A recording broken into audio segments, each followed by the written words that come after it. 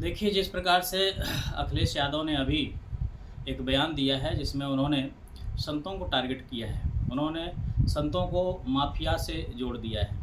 मुझे लगता है कि अखिलेश यादव को माफियाओं के बारे में कुछ विशेष जानकारी है कि माफियाओं का काम क्या है। और क्योंकि अब उनको उनके जो अनुयायी थे, जो उनको पैसा देने वाले थे, जो जो वो पाल रखे थे, अतीक अहमद और अंसारी जैसे लोगों को आज उस दुनिया में नहीं है, जिन्होंने तांडव मचाया था, हज़ारों लोगों को बेकसूर मारा था, लाखों लोगों की ज़मीनें कब्जा करके, हज़ारों लोगों की ज़मीनें कब्जा करके बैठे थे, आज वो चले गए हैं, इसलिए इनको दुख हो रहा है।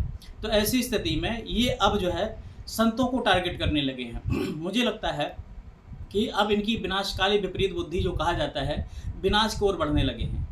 क्या 99 सीटें इंडिया क्या पा गई है जिसके कारण आज इतना उफान मचाए हुए हैं? मुझे लगता है कि अब इनका जो है और ज़्यादा चलने वाला नहीं है, क्योंकि कहते हैं कि अगर जो संतन सो बैर बढ़ावे, बिना अबाधे सो न सजावे। जो संतन से बैर बढ़ाता है उसको नष्ट भ्रष्ट हो जाता है, वो कभी बचता नहीं है। क्योंकि जो संतों सो करे बुराई, ना से बुद्ध शोक बढ़ जाई। इसलिए संतों की बुराई करना बहुत कठिन काम होता है। और इन्होंने जिस प्रकार से संतों के साथ ये जो शब्दों का प्रयोग किया है, ये अपने आप को ख़त्म करने के लिए आगे बढ़ चुके हैं।